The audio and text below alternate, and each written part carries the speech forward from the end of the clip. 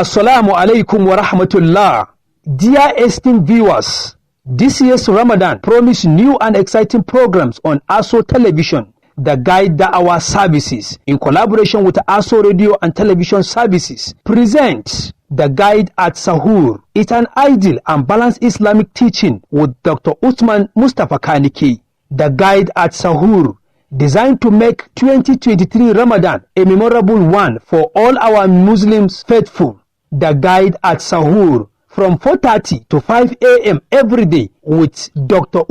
Mustapha Kannike of the Department of Islamic Studies, Federal University of Lafia, Nasarawa State. The Guide at Sahur is showing on DSTV, Channel 392, Free TV, Channel 507, and on StarTime, Channel 127, or on all the Guide Da'awah services and also radio and television social media platforms. Please send your financial contribution to Taj Bank, account number 000-395-0637, account name The Guide Integrated Da'awah Service, Jazakumullahu Khairan. For further information, please call +2348 108 521 916 or +2348 131 524 052. Ramadan Kareem. أعوذ بالله من الشيطان الرجيم. بسم الله الرحمن الرحيم. الحمد لله رب العالمين والصلاة والسلام على سيدنا محمد الأدنان وعلى آله وأصحابه أجمعين. Dear viewers, you are welcome to this program today. This is The Guide at Sahur, brought to you by The Guide Da'awah Services in collaboration with ASO Radio and Television Services, Abuja. You are welcome once again. As usual, we are to reach you and you can watch us on DSTV 392, Free TV 507, Start Time 127. Inshallah, today I brought for you another guest, and our guest today is going to be an erudite scholar that will benefit a lot from his presentation. Before I usher in the guest and introduce him to you, may I use the few moments we always talk to ourselves to remind ourselves certain things we know before, so that we continue to live in the track of Islam and to live the life of ideal Muslim. May I remind you of a particular hadith of the Prophet sallallahu alaihi wasallam, where the Prophet said, لا يزال قدم عبد يوم القيامة حتى يسأل عن أربع. No one will pass in the day of judgment. No one will be able to escape through the judgment of Allah. No one will be given the guarantee of getting into Jannah on the day of judgment. No one will be able to pass through all the stages, because the stages of the Qiyamah is not a few things. You hear Allah sometimes we say Yawmul Hisab, the day of accountability. Accountability is on its own. Even Yawmul Qiyamah, the day of resurrection. Resurrection is on its own. So many different, even Sirat, passing through Sirat, and all those activities that you have to pass through, all those stages that you have to pass through, all those circumstances and situations of various nature that you have to pass through. The Prophet is now telling us that you will not be able to pass through all these stages before you find yourself in Jannah. Hatta yus'ala an arba'in. You will be asked of four things. Among other questions, the Prophet is emphasizing on four here. And hayati fima afna, about your life, how has it ended? You were given a life.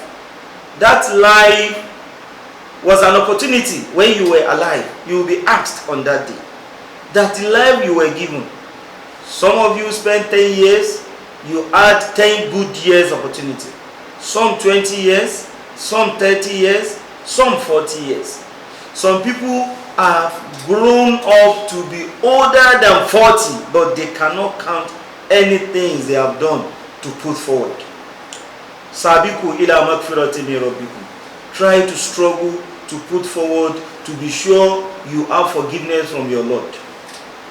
وَمَا تُقَدِّمُوا لِأَنفُسِكُم مِّنْ خَيْرٍ تَجِدُوهُ عِندَ اللَّهِ. Whatever you have put forward to Allah, you will meet it on that day. When the day comes and you cannot meet anything, the scale of your good deed is light. The scale of your bad deed is heavy.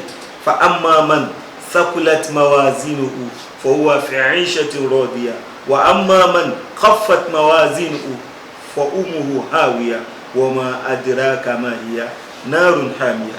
And hayati fima afna. You will be questioned on how you have spent your entire life. Wa an shababi fima abla. About your youthful age. When you were young, you were energetic, you were strong, you were agile.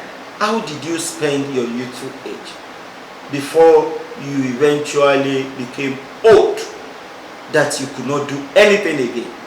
If you have failed in your youthful age, why must you fail in the little time that you still have to live in your life? This is in reference to the elderly people. But in reference to the younger ones and the youth, try to make good use of your youthful age.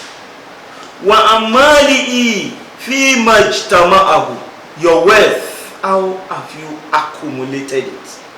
Where have you gathered the money? What was the source of your wealth? You were materialistic when you were alive. You had everything. You had cars. You had houses. You didn't bother where you got it. The Sahaba alayhimus salat wa salam rahimahumullah radiyallahu anhum ajma'in. The Sahaba of the Prophet, their wives used to tell them when they were going out, "Oh my husband, taqillah, la tu'tina illa al-halala." Please don't bring back to us except halal. But in our own present era, both the wife and the husband and the community and the society we live in, nobody cares where we get our wealth. If you are given an appointment and you are relying on your salary and you are managing what you get from there with your family and the few people close to you, it is this society that will say, this one can never be rich again. Do you know the type of appointment they gave him? And still look at how he's living. That means he's not ready to be rich. How can you be in that office for 2 months and you will not become a millionaire? That is the type of society that we are. Meanwhile, you will be questioned on that day. And malihi fi majtama'ahu. Where have you gathered your wealth? How do we answer this question? How have you suddenly become a millionaire? How have you suddenly transformed? Yes, if it is true halal, no problem. There is no limit to the wealth an individual should acquire. You may be as rich as the richest man in the world. That is not a problem. But the question is, was it from halal source? This question people don't ask in this world, but Allah will ask in the day of judgment. And the fourth is wafima anfaqahu. You have acquired the money through a particular source. That is a question. The last question is, where did you spend it? Even if the money, even if the wealth has been acquired through halal means, the question is, where did you spend it? Many people or some people will not feed their family. And the best of sadaqah is the one you spend on your family. You don't feed your family. Your wife is nothing to write home about. Your children are wandering about in your society, in your area. They are not well fed. They are not provided with all they need. But you are there spending money extravagantly here and there. You are attending fundraising here today. You are attending luncheon tomorrow. You are the best person to people outside. But to your family, you are lion. You are wicked. You are stingy. And you think you are doing the right thing? No. Allah will question you, where did you spend the wealth you were provided with by the Almighty Allah? And the Prophet mentioned it. There are different ways of spending money, but the Prophet said the most important one is the one you spend on your family. If you are a type that have spent on the family well, then are you spending on the way of Allah? Are you spending to propagate Islam? Are you spending to invite people to the way of Allah? Are you spending to assist the less privileged? Are you spending to assist the orphan and the widows? Do you care about them? Do you care about those orphans in your family? Do you care about those widows in your family? Do you care about those suffering in your area? You don't. All you spend for is where they praise you. And on the day of judgment, Allah will tell you that you wanted praises of human beings and they have praised you, and that is your reward. We should fear Allah in the way we spend, because we are going to be questioned not only about where we have acquired the money, but about on what we have spent our money. These 4 questions are very important. Let's ask ourselves on daily basis. Our youthful age, how did we manage it before we became old? Our entire life, how did we spend it before the death visit us? Our money, our wealth, where have we acquired it? And lastly, where did we spend it? Allah is going to question us. Let's keep this as the lesson of today while we usher in our guest. Wait for a moment, the guest will soon appear, and I'm assuring you that we are going to learn a lot from the guest. Wait for a moment. Ma'asalam.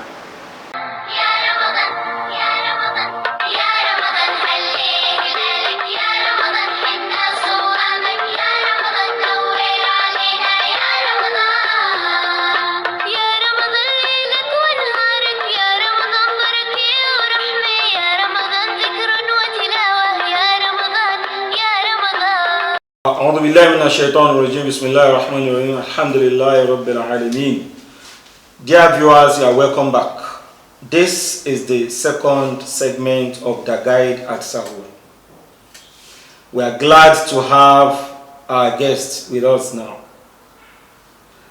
The guest we have today is a chief imam.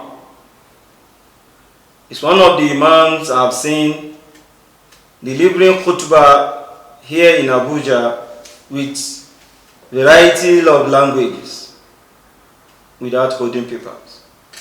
We hold paper, yes, it's good.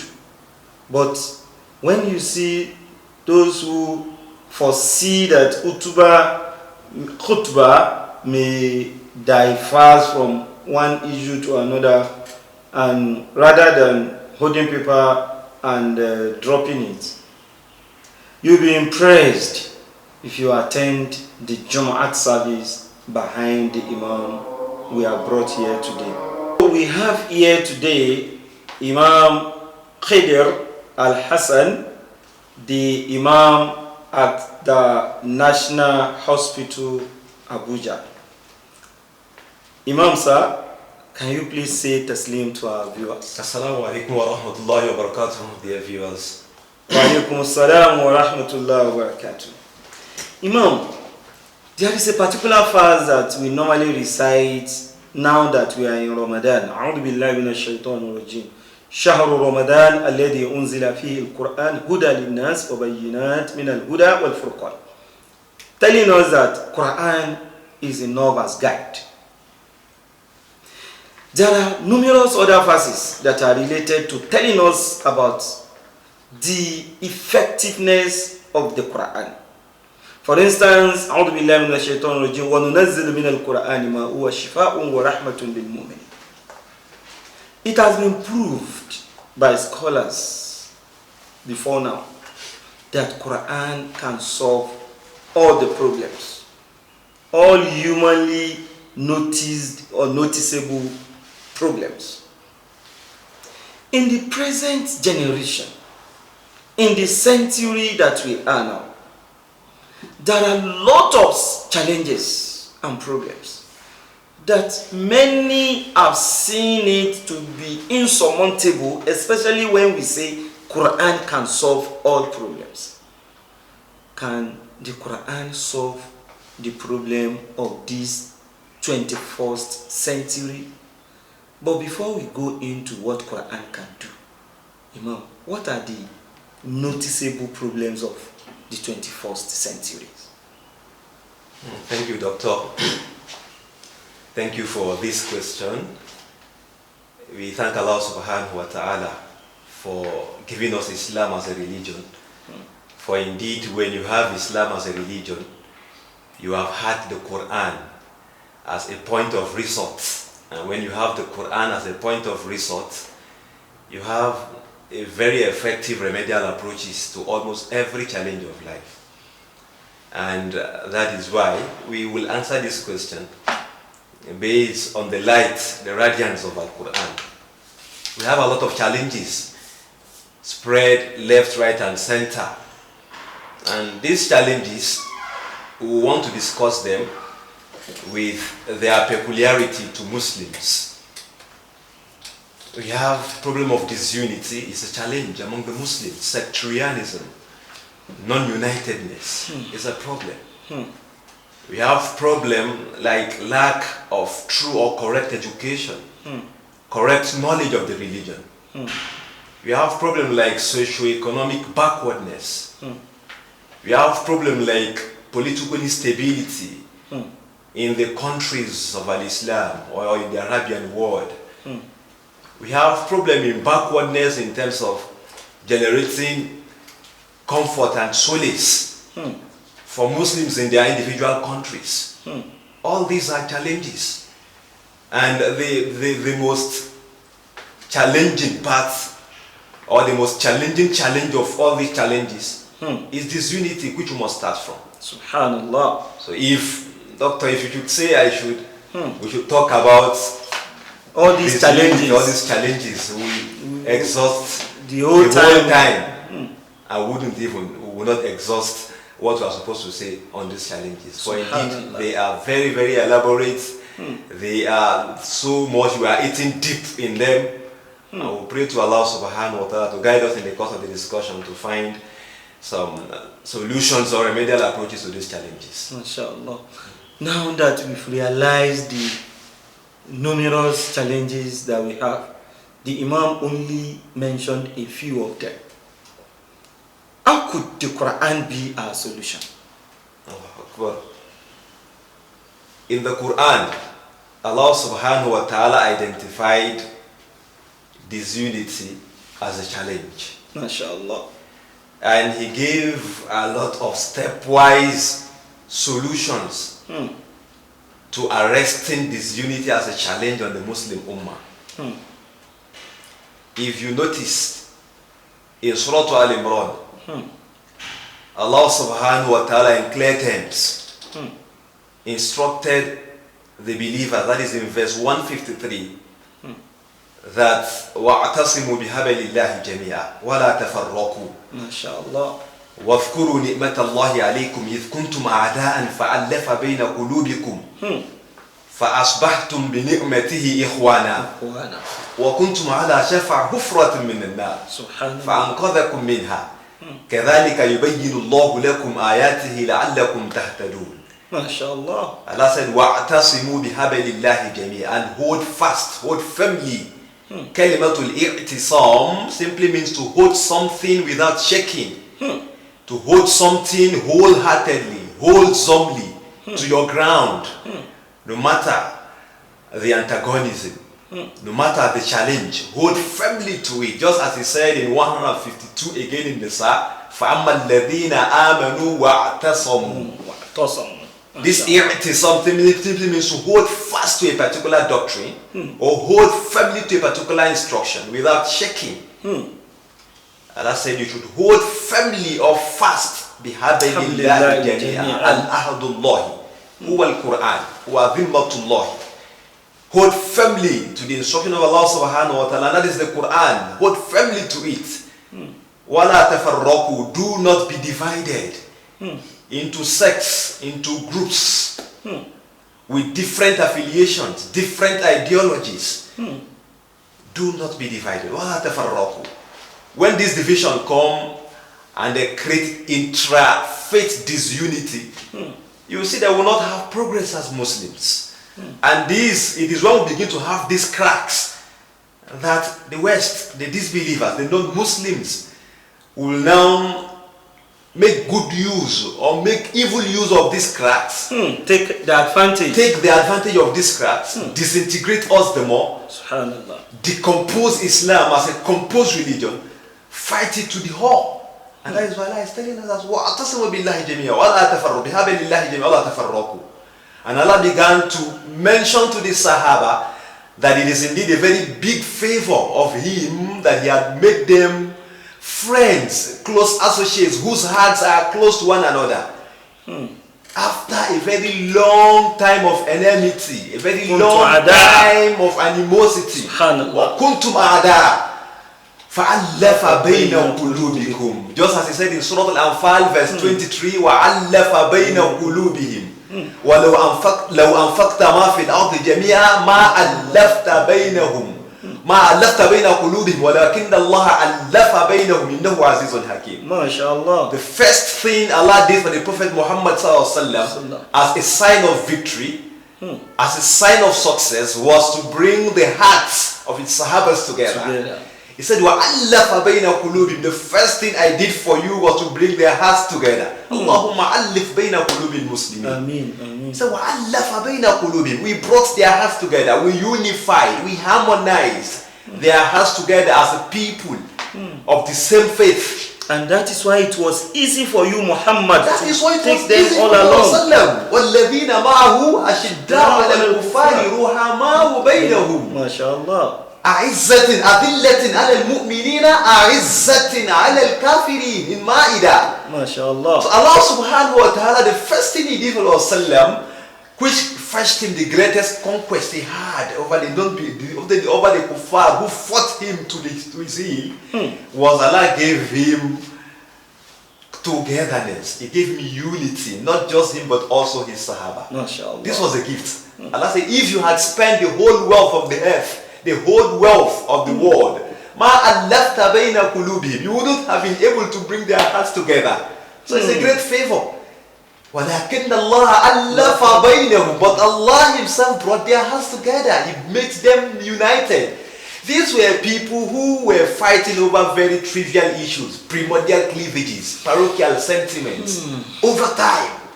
But Islam showed them the way that you need to be united for you to succeed. Forget about your affiliations, forget about your disintegrations over time and come back to one rope of Allah. And that is indeed the favor of Allah subhanahu wa ta'ala on them. How was this achieved? Part of the favor that Allah did for Rasulullah again is the one He also mentioned in the same Surah Al-Imran. He said, فَبِمَا رَحْمَةٍ مِّنَ اللَّهِ لِنْتَ لَهُمْ وَلَوْ كُنْتَ فَظًّا غَلِيظَ الْقَلْبِ لَانفَضُّوا مِنْ حَوْلِكَ فَاعْفُ عَنْهُمْ وَاسْتَغْفِرْ لَهُمْ وَشَاوِرْهُمْ فِي الْأَمْرِ فَإِذَا عَزَمْتَ فَتَوَكَّلْ عَلَى اللَّهِ إِنَّ اللَّهَ يُحِبُّ الْمُتَوَكِّلِينَ. Indeed, Allah subhanahu wa ta'ala has identified a problem, that disunity is indeed a big problem for the Muslim Ummah.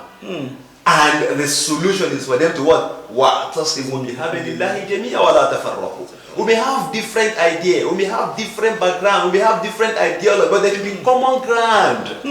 Our commonalities should be more than our differences. Because the major principal thing is Shahadatu Allah ilaha illallah wa anna Muhammadan Rasulullah. And all of us on this point, at this axis, we are same, we are common. And so there should be this common ground. Look at over time, there is something we call Organization of Islamic Countries, OIC. Look at how it has been over time. It has not done what you expected of the organization. They have not done what you expected of them. Because who are the Islamic countries that are participating? That are participating. And on what ground are they participating? Is it in the same spirit? Exactly. What is the interest? Are they not looking at differences in each of them? Are they capitalizing on what unites them rather than what divides them? It's what divides them. For instance, look at the amount of money Saudi Arabia got during that time that the price of fuel shot up.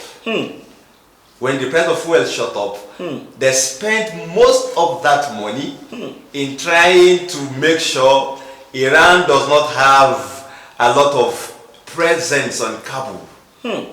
Instead of using this to harmonize the Muslims more. And you can see these differences is very evident in the relationship of Iran and Saudi Arabia. Exactly. And it continues to be glaring. Yes. So nobody is coming up with. And everyone is now identifying the country, the un-Islamic country that are seen by Saudi as friends. That's not on the basis of religion, but politics. But politics. Iran is now having a country un-Islamic, is not their business that is un-Islamic. Exactly. They are united on the basis of politics, not religion. Exactly. We now have Ikhwani country, Sunni country, you have said it all, Doctor. Khawarij country, and Shiite country.